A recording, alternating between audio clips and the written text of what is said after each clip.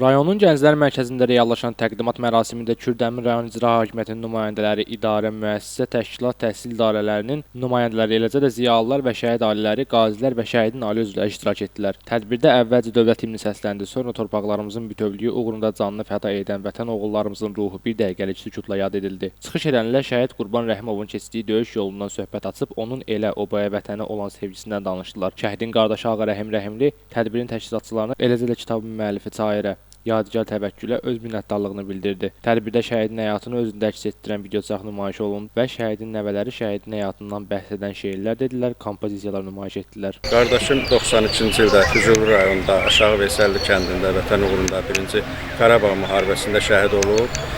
Ailəli olub, bir evladı var. Hal-hazırda 4 nəvəsi var o evladın.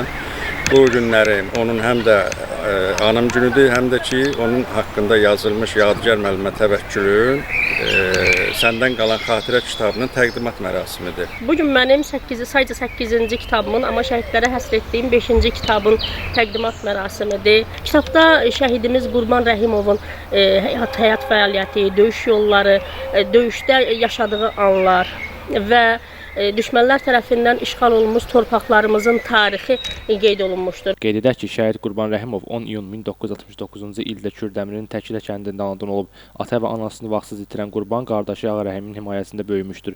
Qurban əvvəlcə təhsilini Təkilə kənd orta məktəbində, sonra isə Yenikənd 1 nömrəli orta məktəbində davam etdirib. Daha sonra isə o Kürdəmir Texniki Peşə Məktəbində traktorçu, maşinist kimi peşəyə yiyələnib. Qurban ilk hərbi xidmətini 1987-1989-cu illərdə Rusiyanın Tambov vilayətində keçib gəlmişdir. Ölkəmizdə gedən müharibəyə səssiz qala bilməyən 1992-ci ildə Qurban könüllü olaraq müharibəyə yollanır.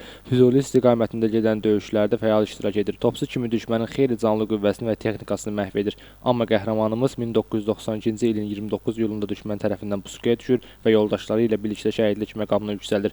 Ölümündən sonra onun adına şəhid bulağı inşa edilmiş və yaşadığı küçəyə onun adı verilmişdi. Qurban ailəli idi. Onun yeganə qız övladı və 4 nəvəsi vətənə əmanət qalıb. Allah rəhmət eləsin. Aqil Əsədov, Musa Qəmbarov, Yusif Əliyev bu gün informasiya proqramı üçün.